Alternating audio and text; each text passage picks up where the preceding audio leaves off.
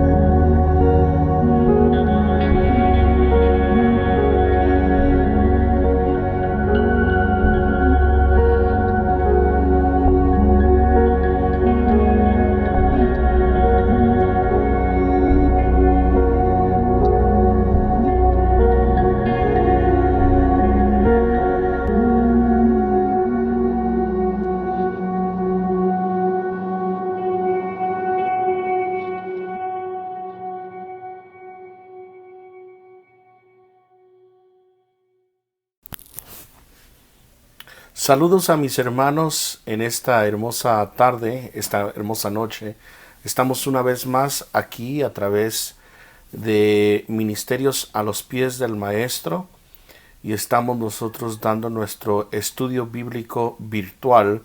Sería nuestro tiempo de discipulado para todos aquellos que están y son parte de nuestra congregación bajo el ministerio de nuestro pastor general Patricio Sarazúa. Él les envía un saludo a todos y sabemos de que estamos en un tiempo que nunca hemos nosotros como iglesia y como seres humanos hemos experimentado en este tiempo.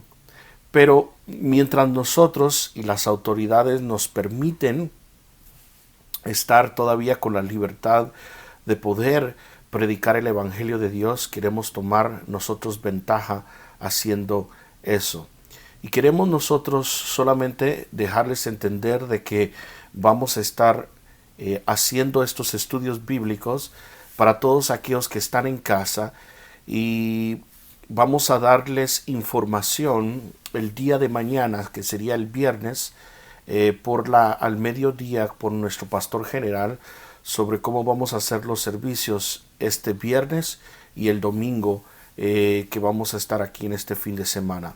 Pero ¿por qué no oramos para iniciar en esta hermosa noche? Padre, te damos gracias por el privilegio que nos das de poder estar aquí. Te pedimos que nos abras el entendimiento y que tu Espíritu nos pueda revelar e iluminar tu palabra. Te lo venimos pidiendo en el nombre poderoso de Cristo Jesús. Amén y amén.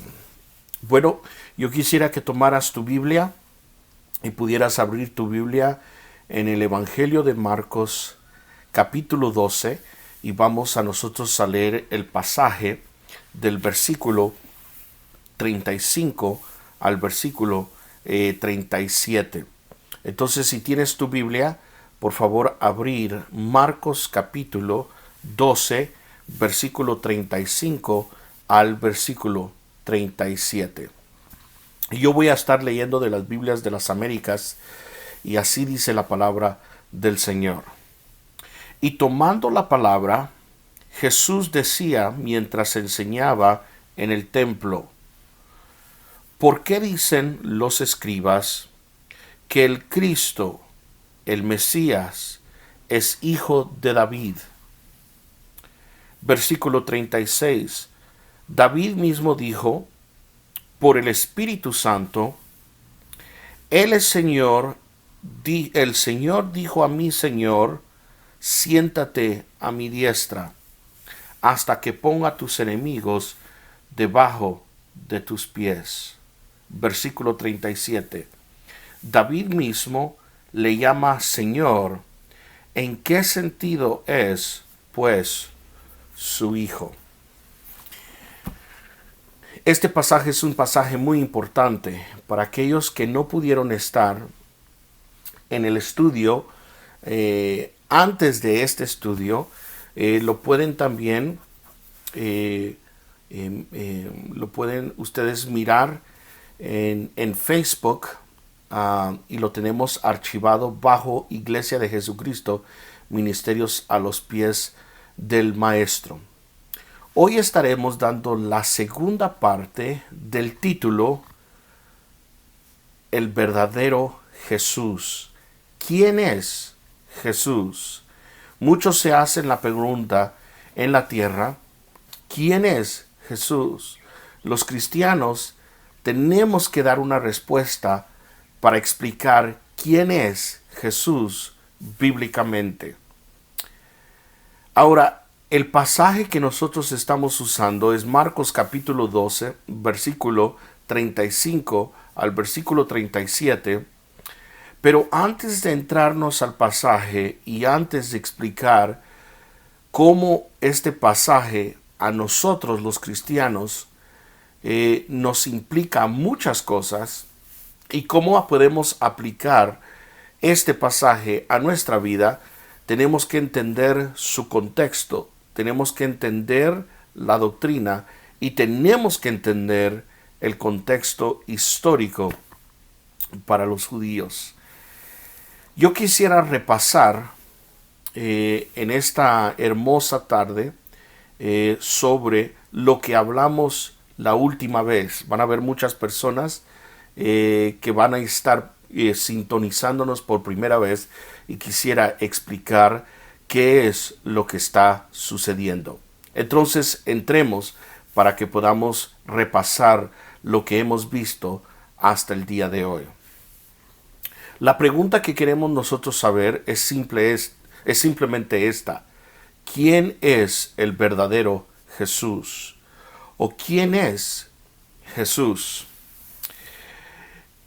Decíamos la otra vez que existe un seminario de teólogos llamado o titulado el Seminario de Jesús. Y básicamente estos eruditos son eruditos o son considerados eruditos liberales, teólogos o eruditos que llamamos nosotros conservadores.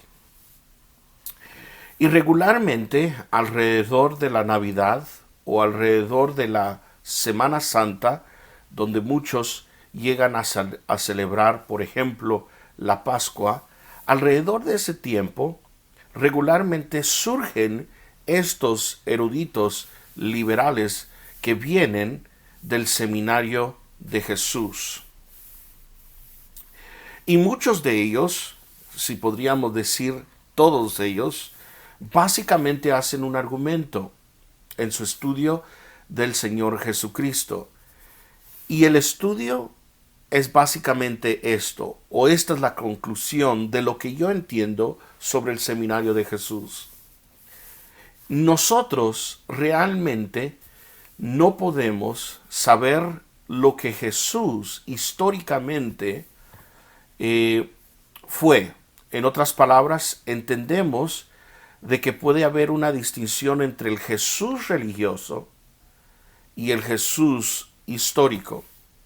Y ellos argumentan que el Jesús histórico, el Jesús que anduvo en esta tierra, no sabemos exactamente lo que él enseñó y lo que él pensaba de sí mismo.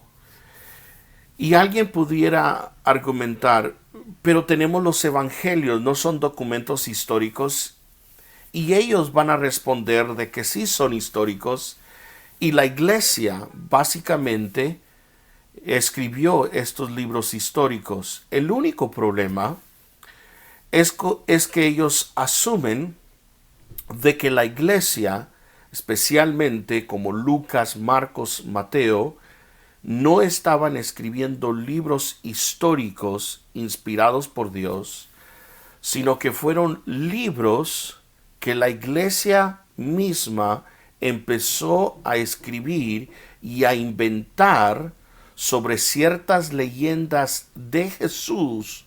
¿Para qué? Para justificar las creencias de los cristianos. En otras palabras, el cristiano simplemente en ese entonces agarró las enseñanzas de Jesús, que él sí vivió y existió, pero básicamente mezclaron sus leyendas y sus exageraciones porque tenían básicamente una agenda, y la agenda era inventar a este Jesús religioso.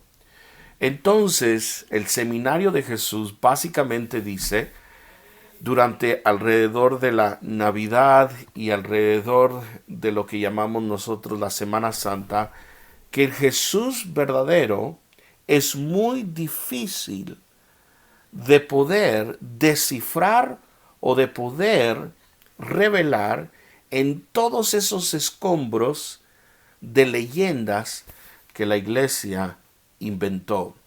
Y básicamente, ¿cuáles podrían ser estas leyendas? Una de las más grandes para ellos es que la iglesia, a través de los escritos y no por el Jesús histórico, inventó de que Jesús creía que él era divino. Entonces, ahí pone básicamente uno de los fundamentos más fuertes que establece la iglesia, pone en riesgo mucho de lo que nosotros creemos como cristianos. Ahora quiero dejar un momento a eso que llamamos al seminario de Jesús, pero solamente quiero dejarles entender qué tan importante es de que nosotros como creyentes podamos entender dónde está nuestra fe. Lo que yo creo que deberíamos de hacer es ir a las Escrituras y ver lo que las Escrituras realmente identificaban a Jesús. Lo que Jesús tomó básicamente es las Escrituras del Antiguo Testamento para revelar lo que a él lo identificaban. Y por tanto es importante, perdonen la redundancia, de decir y estudiar el Antiguo Testamento. Entonces vamos a ir al Antiguo Testamento y vamos a ver uno de los pasajes más importantes, que es el Salmo 110. Yo quiero que en tu Biblia vayas al Salmo 110, porque el Salmo 110 es uno de los salmos más importantes, sino el salmo importante que usan los escritores del Nuevo Testamento para identificar quién es Jesús.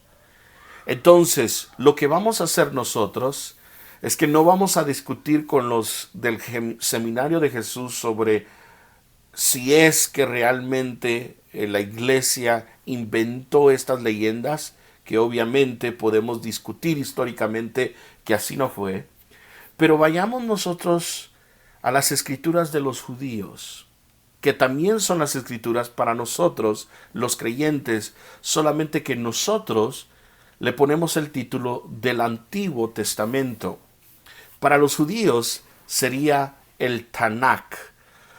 Y vamos a ver las escrituras del Antiguo Testamento o las escrituras que el judío acepta, y vamos a ver el Salmo 110. Y en el Salmo 110 hay personas que me escribieron y me dijeron que ese salmo es un salmo muy pequeño, y sí es verdad, es un salmo pequeño porque solamente tiene 7 versículos, pero yo me quiero concentrar en los primeros 3 versículos. Y en los primeros 3 versículos nos vamos a ver de que este salmo está profetizando a alguien muy importante. Salmo 110. Dice así, el Salmo de David. Dice el Señor a mi Señor. Ahora, en nuestras versiones, como en el castellano, tenemos la palabra Señor que se repite.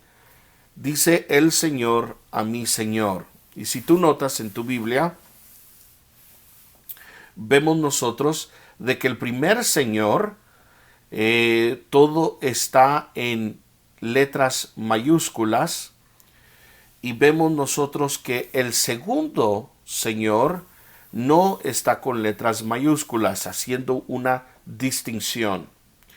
En el hebreo podríamos nosotros notar de que la palabra el primer Señor aquí está revelando el nombre de Yahweh, el nombre de nuestro Dios, el nombre revelado en Éxodo capítulo 3 por Dios a Moisés. Tú lo puedes encontrar en Éxodo capítulo 3.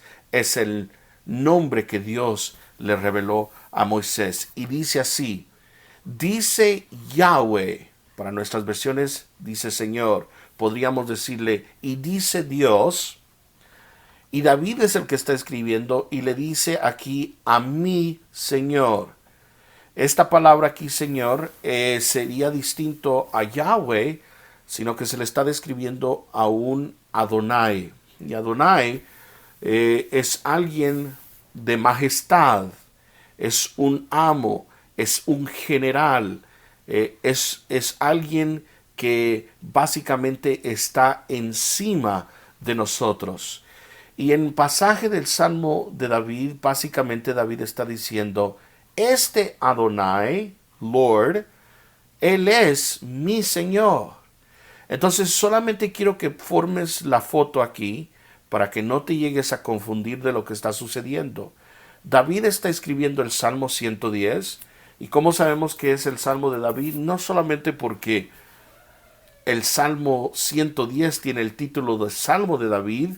Algunos pueden argumentar que esa palabra de Salmo de David puede en el hebreo interpretarse como el salmo escrito por David o un salmo escrito para David, pero la evidencia que sabemos de que este salmo fue escrito por David es en el pasaje de Marcos capítulo 12 versículo 36.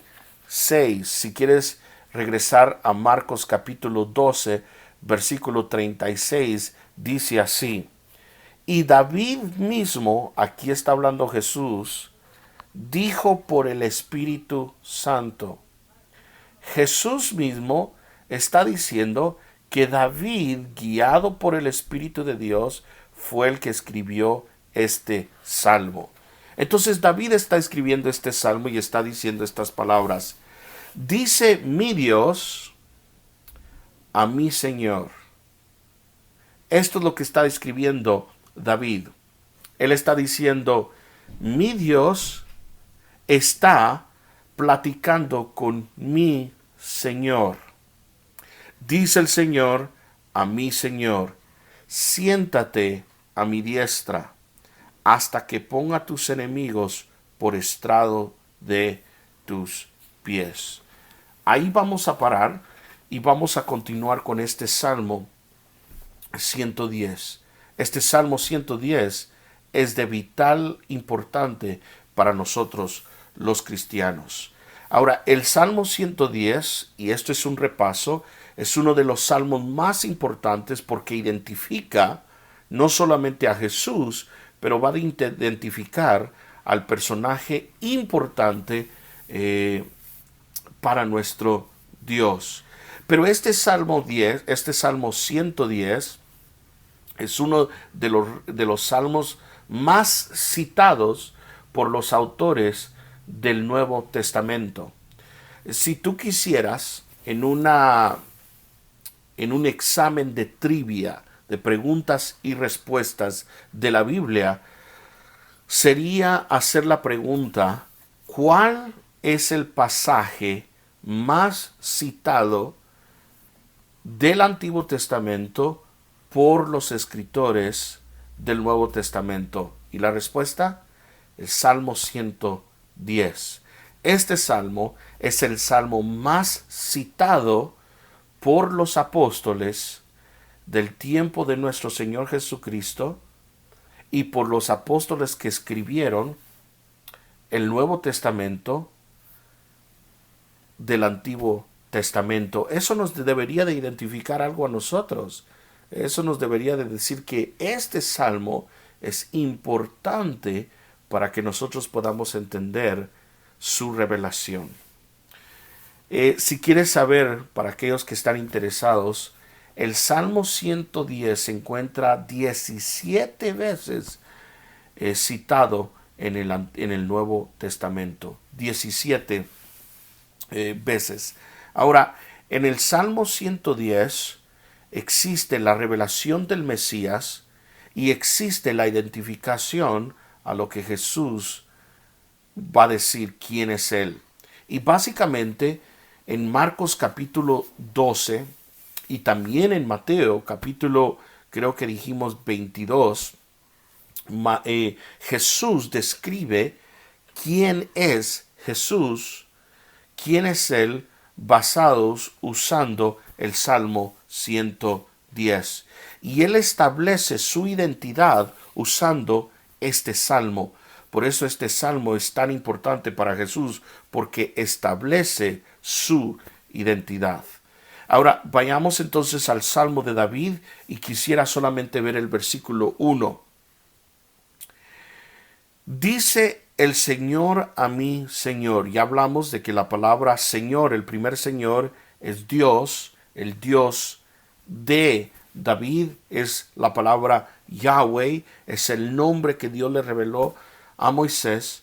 Pero después tenemos el Señor, Yahweh, le dice a mi Señor, Adonai, es el el amo de David, es el general de David.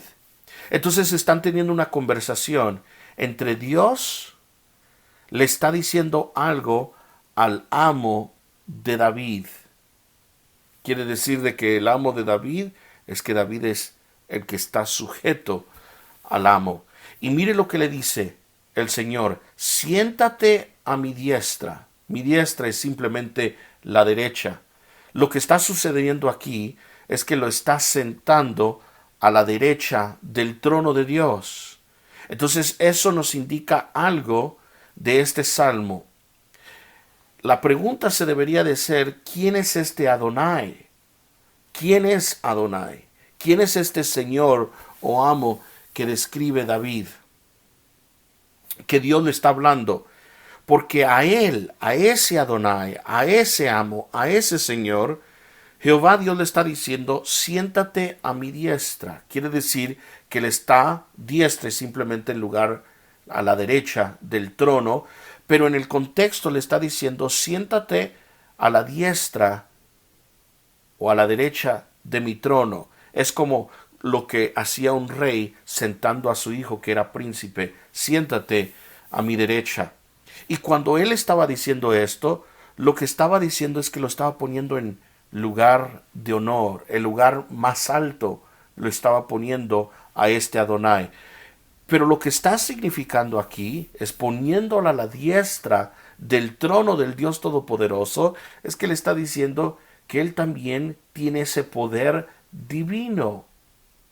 Es ese poder divino. Es como por decir: yo soy rey y aquí está mi príncipe. Cuando yo muera, él va a ser el próximo rey. A él lo tienen que respetar. Él tiene la misma autoridad. Él tiene todo lo que yo tengo. Entonces, básicamente diciéndole: ponte y siéntate a mi diestra, lo está entonces elevando a lo que es divino. Pero a la misma vez, mira la otra descripción: ponte y siéntate a mi diestra hasta que ponga a tus enemigos por estrado de tus pies. En el contexto de ese tiempo, lo que nosotros encontramos es que los reyes, cuando conquistaban a sus enemigos, ellos podrían en alguna forma llegar y poner a los enemigos, los ponía en el suelo y en alguna forma ponía su pie encima de la cabeza de sus enemigos. Esto llegó a ser un simbolismo o una metáfora que quiere decir que el rey, poniendo sus pies sobre la cabeza de sus enemigos, es que ahora los enemigos estaban sujetos al rey. El rey los había vencido. Y entonces esto es lo que está diciendo el pasaje: siéntate a mi diestra, porque tú eres Dios divino, tú estás en el lugar de honor más alto, estás compartiendo mi gloria, mi trono, eso es divinidad. Pero siéntate a mi diestra hasta que ponga a tus enemigos. Y entonces ahí está: por estrado de tus pies. Y entonces ahí lo que vemos es que estos enemigos van a ser enemigos que nosotros estamos viendo terrenales. Y entonces aquí podemos ver que hay dos características de este Adonai.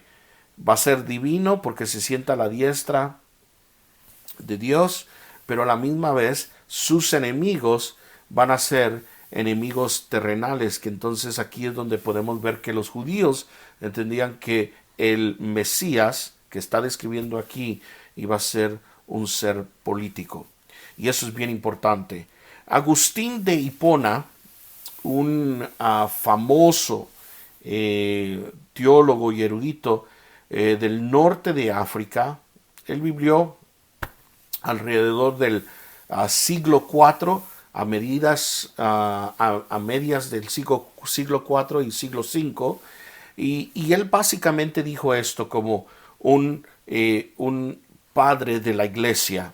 Él dijo esto sobre este pasaje: somos totalmente incapaces de dudar de que Cristo se anuncia en el Salmo, ya que ahora somos cristianos y creemos en el Evangelio. Una vez más, somos totalmente incapaces de dudar de que Cristo se anuncia en el Salmo, ya que ahora somos cristianos y creemos en el Evangelio. La identidad que establece el Salmo 110 es que el Adonai es el Mesías. Es el Mesías. Ahora la pregunta que nos tenemos que hacer es ¿quién es el Mesías para los judíos? La palabra Mesías quiere decir el ungido. Eso es lo que quiere decir en hebreo. En hebreo quiere decir el ungido. En el Antiguo Testamento, cuando ungían a una persona, o cuando hablamos directamente el ungimiento por Dios, es que Dios estaba separando a esta persona para un trabajo muy específico. Entonces eso se le llamaba Mesías. Quiere decir, Mesías eran personas que eran ungidas, y el ungimiento venía por el Espíritu Santo, o el ungimiento también venía por figurativamente cuando venían y ungían con aceite a una persona, y esta persona simplemente quería decir cuando eran ungidos para ser Mesías, podríamos decir con una M minúscula, es que ellos eran separados para hacer una obra divina. Por ejemplo, tenemos a reyes que eran ungidos, profetas que eran ungidos y sacerdotes que eran ungidos. Algo bien interesante también es que habían también mesías sin ungimiento. Por ejemplo, el rey Ciro, si tú lees en el libro de Isaías, este rey es un rey gentil, es un rey pagano, y básicamente Dios le llama Mesías. No hubo ungimiento, pero básicamente lo que está diciendo cuando lo describe como Mesías, el ungido, lo que está diciendo es de que rey Ciro sirve como una persona que va a ser apartada para hacer una obra específica. Ahora, existía la ceremonia del ungimiento con aceite, y cuando existía esa ceremonia de ungimiento, ahí es donde agarramos la expresión Mesías. Ahora, para los judíos, ya para el tiempo de nuestro Señor Jesucristo, ellos estaban entendiendo de que tenía que venir una figura que se le iba a llamar el Mesías. Otra vez la palabra quiere decir el ungido de parte de Dios. Pero lo que hablábamos la otra vez es que esta persona, el Mesías, venía en relación a un pacto que Dios hizo con David en 2 de Samuel capítulo 7, tú lo puedes leer en tu casa. También puedes leer Salmo capítulo 2, versículo 2, y ahí también se compone de este pacto, explica en ese salmo el pacto davídico. Pero lo interesante de este pacto es que en este pacto Dios le dice a David esto: David, yo voy a hacer un pacto contigo, y este pacto va a indicar de que tu rey, tus reyes van a llegar a reinar para siempre.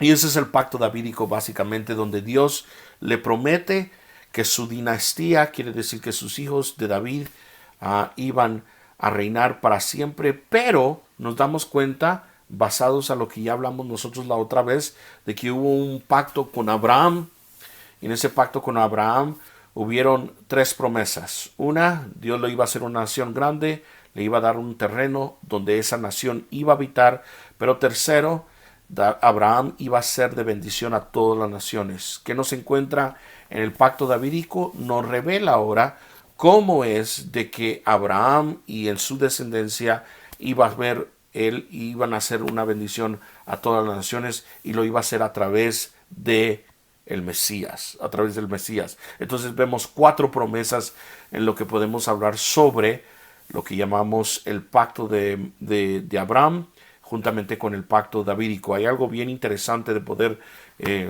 estudiar esos pactos, y no podemos hablar de los otros pactos como el mosaico, que ya lo hemos visto en el otro estudio. Entonces, cuando llegamos al tiempo de Jesús, ya se ha desarrollado mucho sobre quién iba a ser el Mesías. Y básicamente déjame darte algunas formas de pensar para los judíos. Por ejemplo, los judíos entendían de que el Mesías, el ungido, tenía que venir de la línea de David. En otras palabras, él tenía que ser hijo de David, basado a 2 de Samuel capítulo 7. Y este rey tenía que reinar para siempre. Ese es un aspecto del Mesías. El otro aspecto del Mesías es que encontramos en el Antiguo Testamento que hay cientos de profecías sobre el Mesías, pero no necesariamente las profecías usan el nombre Mesías. Y eso es lo interesante. Te voy a dar ejemplos, los puedes ir a anotar en tu Biblia y a leerlos. Isaías capítulo 9, Isaías capítulo 11, Zacarías capítulo 9, versículo 9 al versículo 10, y Miqueas capítulo 5, versículo 2. Aquí son profecías del Mesías, pero no necesariamente se usa el lenguaje o la palabra Mesías. Entonces tenemos que entender que la gente entendía que el Mesías iba a venir por la línea de David, tenía que ser hijo de David, pero este hijo de David que iba a ser el Mesías iba a reinar para siempre. Y no solamente eso, sino que en el Antiguo Testamento existían todas estas profecías que el Mesías tenía que venir al fin de los tiempos para librar a los judíos. Tercero, el papel del Mesías iba a ser básicamente en conjunto de tres, óigame bien, tres papeles que tenía que funcionar. No era solamente el rey que tenía que funcionar, sino que el rey tenía que funcionar también, este Mesías tenía que funcionar como rey, iba a funcionar como sacerdote y también iba a funcionar como profeta. Bien interesante, y vamos a ver más adelante cómo esto empieza a revelar la identidad de nuestro Señor Jesucristo. Entonces vamos a pausar y vamos a continuar con nuestro estudio.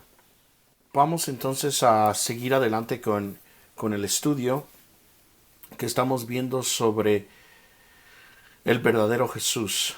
Ahora que ya hemos repasado lo que vimos nosotros la otra vez y lo hice un poquito más extenso, o un poco extenso, para que podamos entender lo que dicen las Escrituras sobre lo que es el Mesías, queremos ahora ver y llegar a la pregunta de cómo Jesús usa el Salmo 110 para identificarse quién es Él a los judíos. Yo quiero que vayas conmigo entonces a Marcos capítulo 12 y vayamos todos al versículo 35.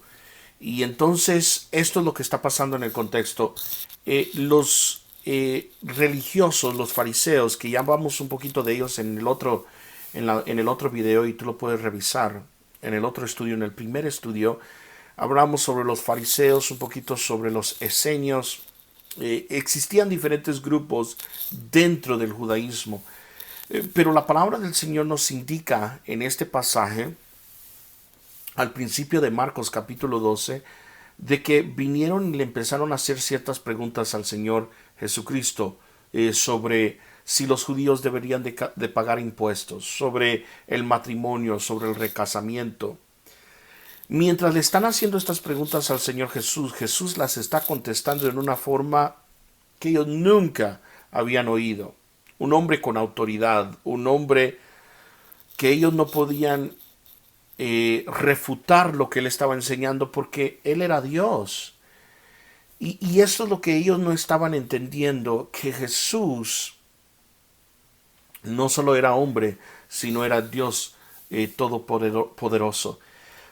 Pero mientras ellos le estaban haciendo estas preguntas, ellos querían entender de dónde venía este rabino, de dónde venía Jesús, de dónde venía este nuevo maestro. Y ellos querían saber la identidad de Jesús.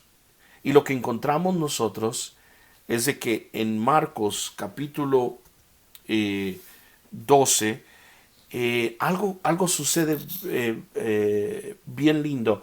Jesús comienza a hacer una pregunta a ellos. Y mire lo que dice en el versículo 35 de Marcos capítulo 12. Y tomando la palabra, Jesús decía, mientras enseñaba en el templo, ¿por qué dicen los escribas? Los escribas eran los expertos de la ley. Este es otro grupo dentro de la multiforme grupos que existían dentro del judaísmo.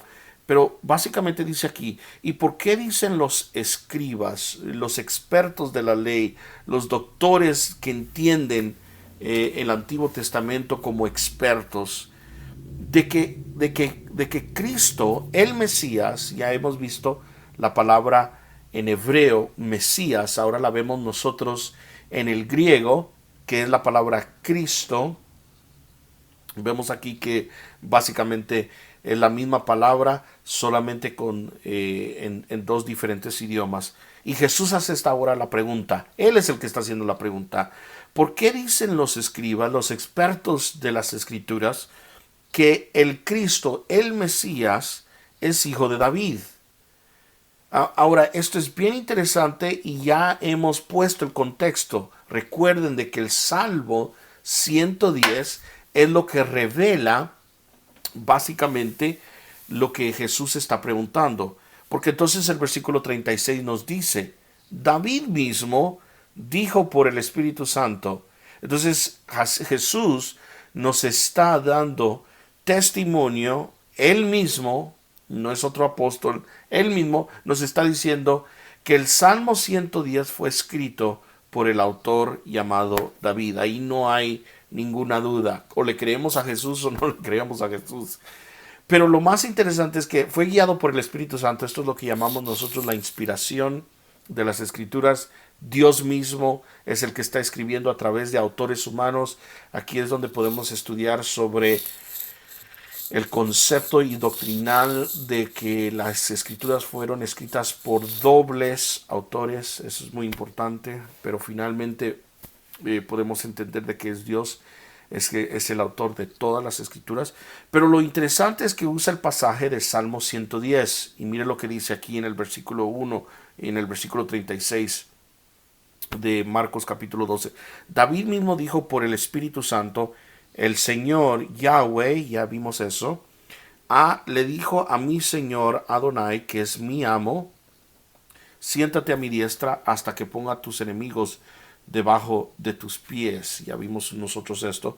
Entonces el versículo 37 viene, y la palabra, versículo 37, dice Jesús esto, David mismo le llama Señor. Él está llamando Señor a Adonai. En griego sería Kurios. ¿Y en qué sentido pues es su hijo? ¿Cómo es posible de que él, autor del Salmo 110, le está diciendo a su amo que él es su Señor, pero a la misma vez los escritores, los escribas, los que conocen las Escrituras del Antiguo Testamento, saben de que también el Mesías, que se está pronunciando en el Salmo 110, que es el Adonai de David, pueda ser también su hijo, su ancestro, su descendencia, perdón, no su ancestro, su descendencia. ¿Cómo es eso posible? Entonces Jesús está diciendo, ¿qué es lo que está pasando aquí? ¿Cómo esta persona que llamamos el Adonai puede ser el amo, el Señor de David, y al mismo tiempo puede ser su descendencia? Y entonces la gran multitud, dice en el versículo 37, le escuchaba con gusto. Esto es bien interesante, y lo que Jesús comienza él mismo a observar, y él comienza básicamente a describirles, es esto. Y esto es lo que llegamos nosotros a la respuesta. Jesús se identifica entonces diciendo, yo quiero decirles a través de este Salmo 110 de que el Mesías iba a ser de descendencia de David, iba a ser hijo de David. Si es hijo está sujeto a David, Pero tienes que entender de que cuando David escribió el Salmo 110, estaba entendiendo una revelación de parte de Dios. Y la revelación es esta, de que Él en realidad era su amo, era su Señor. Y Jesús viene y dice, yo soy ese Mesías. Yo soy lo que David estaba escribiendo. Esa conversación de que David escuchó o tuvo que ver en revelación, donde Yahweh le está hablando a su Adonai, yo soy ese Adonai. Yo soy ese que se está sentando a la diestra de Dios Padre. Yo soy el que van a poner a todos mis enemigos debajo de mis pies. Yo soy el Mesías. Ahora, lo interesante de todo esto es que nosotros entonces empezamos a hacernos la pregunta, para nosotros y para los judíos que estaban ahí oyendo esto, es ¿por qué Jesús se está identificando en esta forma como el Mesías? Y esta es la idea. La idea es básicamente esta. Jesús está diciendo a sus discípulos, le está diciendo al público, miren, ustedes me miran que yo estoy enseñando, y yo estoy respondiendo a las respuestas de estos rabinos, yo estoy respondiendo a las respuestas, o las preguntas, perdón, de lo que me están haciendo del Antiguo Testamento, y eso es excelente. Pero yo quiero que ustedes pongan atención de que yo no estoy diciendo que soy solamente un maestro enviado por Dios. El momento que Él se identifica que Él es la figura del Mesías, del Adonai, en el Salmo 110, Él básicamente le está diciendo a los judíos y nos está diciendo a nosotros, mira, tú me puedes aceptar como maestro, y puede ser de que me aceptes mis enseñanzas. También puede ser de que yo te estoy inspirando como una persona inspiracional, una persona inspiradora, y eso está bien.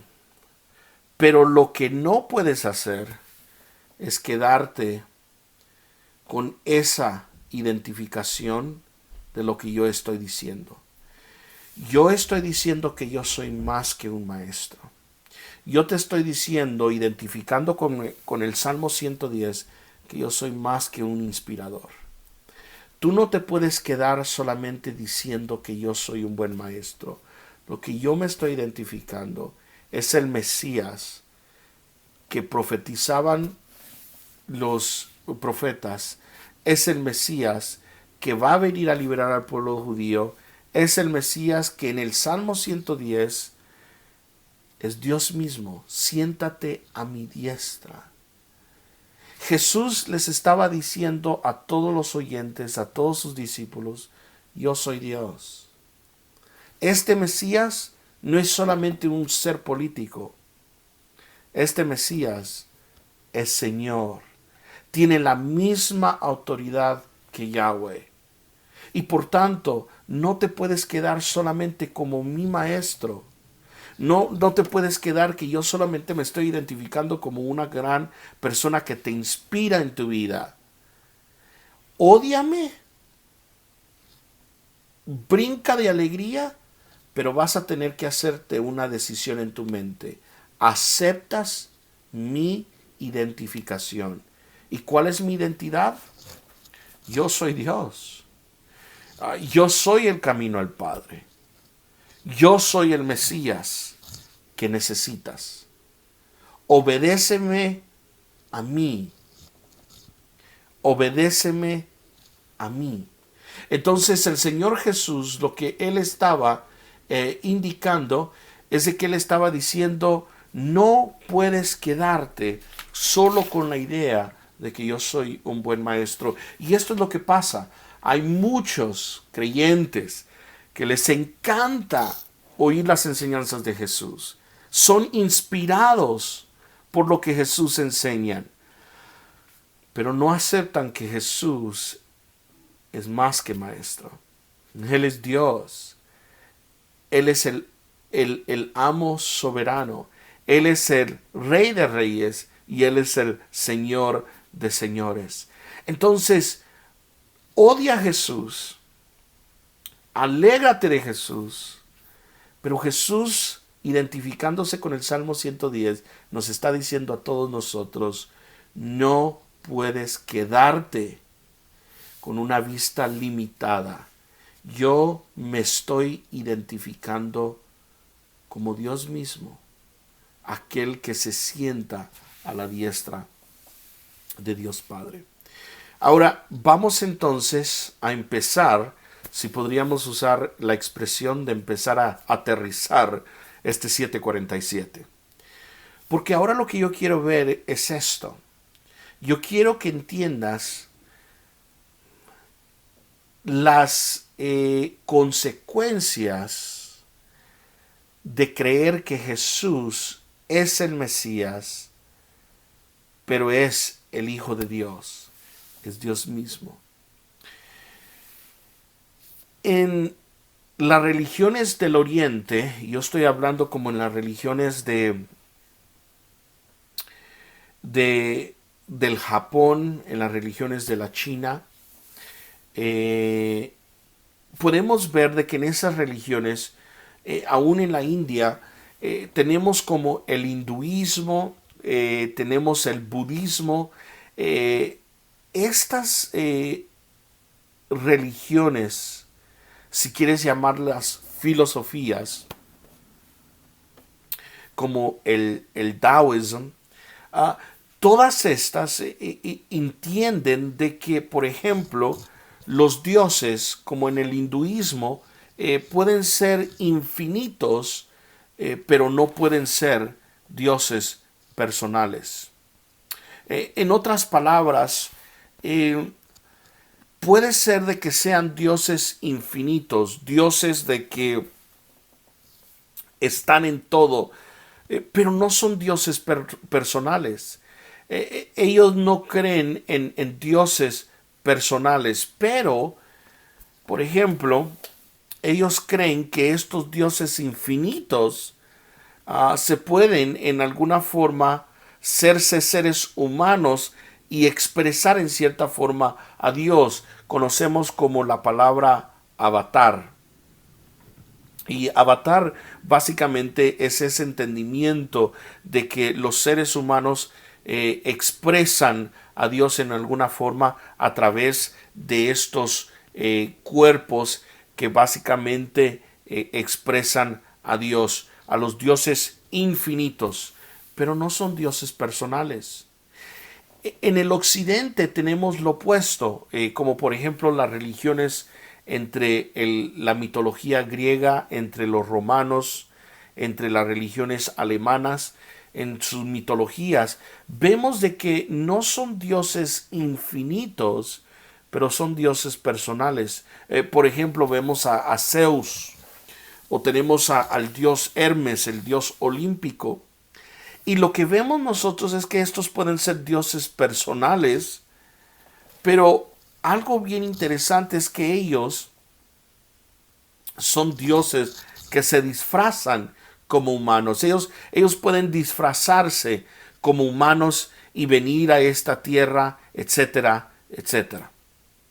Entonces vemos en las religiones orientales que pueden expresar a Dios a través de estos avatares, como la película Avatar, o tenemos otras religiones donde pueden los dioses simplemente disfrazarse como humanos. La religión judía es muy distinta. La religión judía creían de que existía un Dios antes de la materia.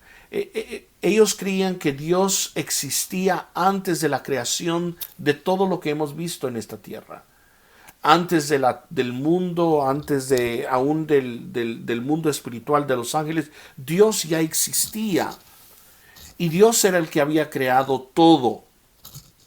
Pero era un Dios trascendente, era un Dios que era santo, pero es un Dios, podríamos decir, es un Dios soberano, pero es un Dios lejos.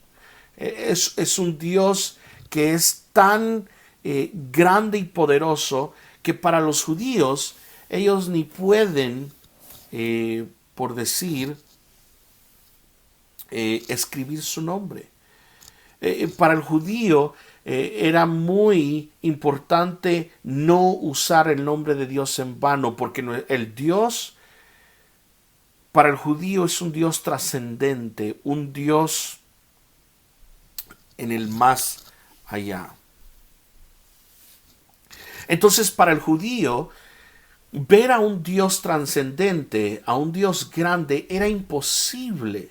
Óigame bien.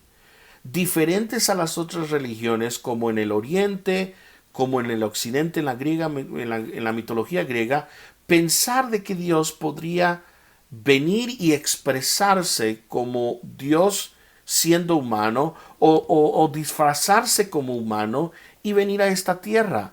Para el judío eso era imposible. El Dios todopoderoso que había creado los cielos y la tierra nunca iba a tomar humanidad, nunca iba a venir a esta tierra y tomar cuerpo. Entonces, para el judío, eso era imposible. Ahora, ¿por qué les estoy hablando sobre esto? Porque entonces llegamos con un personaje muy interesante en el Nuevo Testamento, y no solamente él, pero lo quiero usar como ejemplo, que él sí era judío ortodoxo. Su nombre era Shaul. Su nombre fue cambiado a Pablo, pero Saúl era judío ortodoxo. Él era fariseo de fariseos, indica de que él entendía la ley. Y no solamente él, pero los 12 discípulos de Jesús, después de que Jesús llega a morir, llega a resucitar, estos discípulos, juntamente cuando estaban en el misterio de Jesús, sabiendo que el Dios creador de los cielos y la tierra es un Dios trascendente, la pregunta que nos debemos de hacer es esta: ¿por qué comienzan estos judíos? A diferencia de las otras religiones que serían un poquito más cercanas a poder decir, bueno, no solamente se expresa, pero se encarnó, de poder llegar y decir, aceptamos a Jesús, quien es Dios. Y tenemos a un hombre como Saúl, que es ortodoxo, y no solamente cree que Jesús es Dios, pero así como el resto de los judíos, muere por el mensaje de que Jesús es Dios. Mi pregunta es esta: ¿qué cambió la vista de judíos tan conservadores, tan extremos en su pensar, judíos, de que Dios podría ser y tomar carne humana? Eso es solamente por revelación de parte del Dios Todopoderoso. Ese es el problema que los judíos ortodoxos tienen hoy con los cristianos. No pueden ver a Jesús como el Mesías, como el Dios encarnado. Pero ¿por qué Pablo sí? Yo quiero que vayamos todos a Filipenses capítulo 2. Y en Filipenses capítulo 2, para los que no creen de que Pablo miraba a Jesús como el Dios encarnado, lo puedes encontrar en Filipenses capítulo 2, versículo 6 y el versículo 7. Y Pablo escribe así, hablando sobre Jesús, el cual, aunque existía en forma de Dios. Ahora, muchos cristianos ven esa palabra y dicen forma, no quiere decir Dios, pero es una palabra que sí en el griego quiere decir la existencia o lo real de Dios. Lo que quiere decir esta palabra forma es que es una palabra que quiere decir es algo que representa o refleja la realidad de algo. Eso es lo que quiere decir esta palabra forma. En otras palabras, este versículo dice, el cual, aunque existía en la realidad y refleja la realidad de Dios, Miren lo que sigue. No consideró el ser igual a Dios como algo a que aferrarse. Lo que está diciendo es que él no peleó en aferrarse y decir él mismo algo que verdaderamente él era. Eso es lo que quiere dar en entender este versículo. Es que eh, Pablo se está dando cuenta de que Jesús era la misma esencia del Dios Todopoderoso. Eso es lo que podemos nosotros encontrar de lo que llamamos nosotros esta palabra. Y el versículo 7 dice, sino que se despojó a sí mismo, tomando forma de siervo. Ahora, ¿de qué se despojó? Porque esa palabra es la palabra donde muchos teólogos se debaten, que es la palabra kenosis, despojarse, que es la idea de donde agarras una cubeta y vacías agua. Entonces aquí muchos hablan sobre la teoría del kenosis, que cuando Jesús vino a esta tierra, él se despojó, y algunos pueden decir, bueno, no de sus atributos, no de su divinidad, sino que se despojó de ser, por ejemplo, de sus atributos como sus atributos de omnipresente o de omnisciencia. Estos atributos es donde Jesús va, el Hijo de Dios se despoja cuando viene a ser encarnado. Ahora, mi argumento hacia la teoría del kenosis es que es una doctrina irresponsable, pero es una doctrina muy peligrosa, porque si se despoja a Jesús, por ejemplo, de su omnipresencia o de su omnisciencia, si se despoja de estos atributos, esos son los atributos que marcan la divinidad de alguien. Tú no te puedes despojar de un atributo como la omnipresencia, omnisciencia, omnipotencia, y todavía seguir siendo Dios. Entonces alguien podrá hacer la pregunta, ¿entonces de qué se despojó? Bueno, el pasaje yo creo que lo aclara. Dice así, sino que se despojó a sí mismo tomando. En otras palabras, lo que está hablando aquí yo creo el pasaje es de que no es que está hablando que se despojó de su divinidad, sino que se despojó de su gloria. Se despojó, pero se despojó en una forma de tomar. En otras palabras, su divinidad fue velada el momento que él tomó carne. Y podemos entonces entender en una forma y en un aspecto que él se despojó de su gloria. No se despojó de su divinidad, sino de que su gloria simplemente fue velada, velada con su cuerpo. Entonces podemos ver a un Jesús que se cansa. Podemos ver a un Jesús que tiene sueño. Podemos ver a un Jesús que puede morir.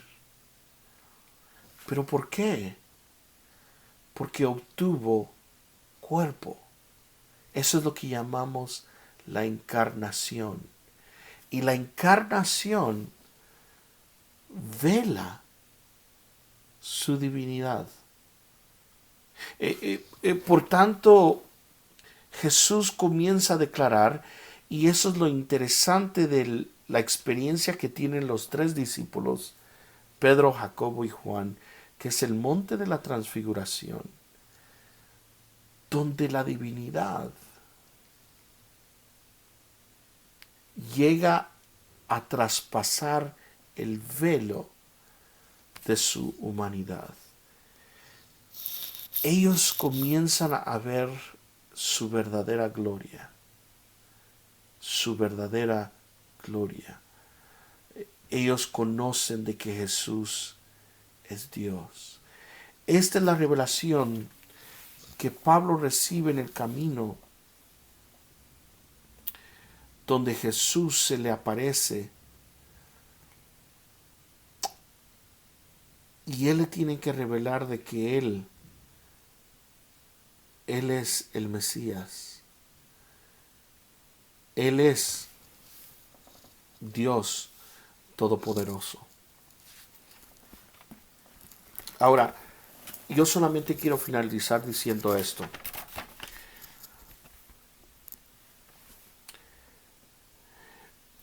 Muchos de nosotros como creyentes tenemos que llegar a esta conclusión. ¿Qué hacemos entonces con lo que Jesús nos revela? Y lo que tenemos que hacer es básicamente decir y ser justos. Si Jesús se dice ser Dios, y esto es lo que los judíos no podían aceptar por su propia doctrina, y la llegaron a aceptar por revelación del Espíritu Santo, tú no puedes simplemente aceptar a un Jesús como buen maestro, ni como un inspirador, ni aún solo como profeta, como los musulmanes. Él tiene que ser el Hijo de Dios, porque esa es su identidad. ¿Y qué quiere decir esto para nosotros los creyentes? Muchos de nosotros nos gusta leer a Jesús en sus historias y nos inspira muchas de sus enseñanzas. Pero Él tiene que ser tu Adonai. Él tiene que ser tu Señor. Él tiene que ser tu Dios. Y ese es el Dios que tú y yo necesitamos. No el Dios que nosotros queremos. Es el Dios que necesitamos. Y ese es el Dios que hoy te dice,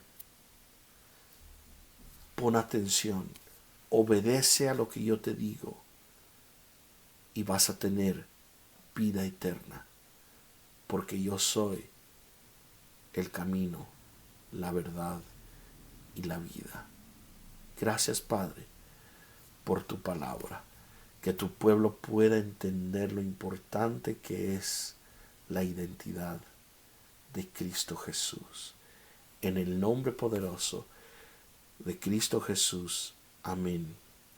Les vamos a estar dando información el día de mañana a través de las redes sociales con nuestro pastor general, Pastor Patricio Zarazúa, sobre los servicios de este fin de semana, y vamos a continuar con nuestros estudios bíblicos virtualmente la próxima semana, y les vamos a también indicar, va a ser el martes y el jueves, y vamos a seguir estudiando juntamente la palabra de Dios. Dios nos los bendiga.